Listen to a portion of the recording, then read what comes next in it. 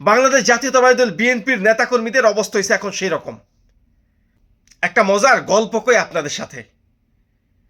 আমি তখন খুব প্রভাবশালী একজন বড় মাপের খেলোয়াড় নিজে মনে করতাম, নিজে বড় মাপের খেলাড়ি মনে করি।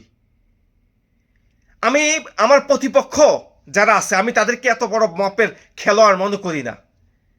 আমি জানি আমি যেই খেলায় যাব সেই খেলায় জিতব, কারণ মাঠ আমার, রেফারি আমার, সাইড বেঞ্চের যে রেফারি থাকে তারা আমার, ধারাভাষ্যকার আমার, যত রকমের দর্শক আছে সব আমার।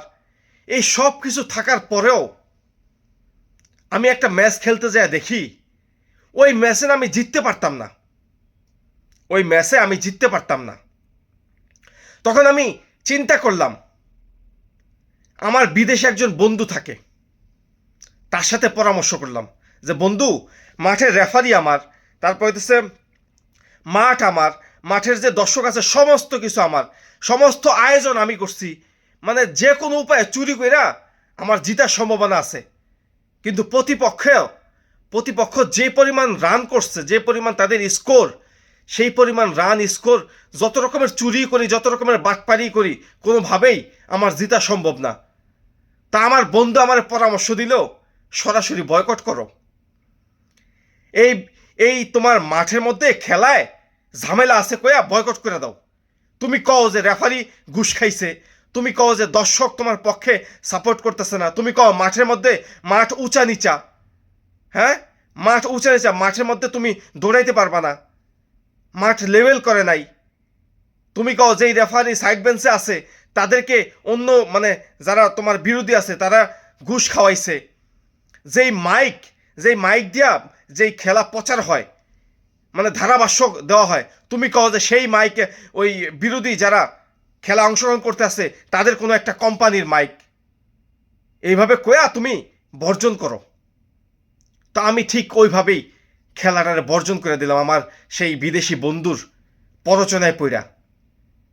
দিন শেষে আমি দেখতে পেলাম সারা দেশের মানুষ আমারে ধুয়ে দিল। বাংলাদেশ জাতীয়তাবাদী দল বিএনপির নেতাকর্মীদের অবস্থা হয়েছে এখন সেই রকম।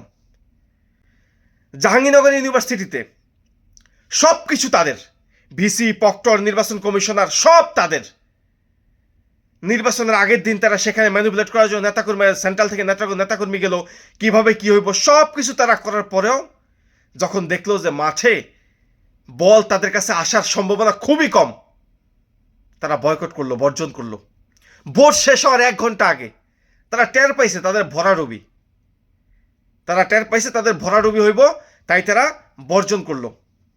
অতএব বাংলাদেশ জাতীয়তাবাদী দল বিএনপির ছাত্রদলের নেতাকর্মীদেরকে বলবো, আগামীর রাজনীতি আপনারা যেভাবে শুরু করছেন, বর্জন বয়কট, ছাত্রদের থেকে আপনারা দূরে সরে যেতেছেন।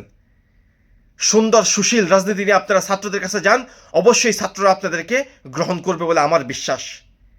আমরা চাই বাংলাদেশটা সুন্দরভাবে আপনাদের হাত ধরে গোছায়া সাজায়া তোলেন। আমরা সেরকম একটা বাংলাদেশ চাই। ধন্যবাদ সবাইকে।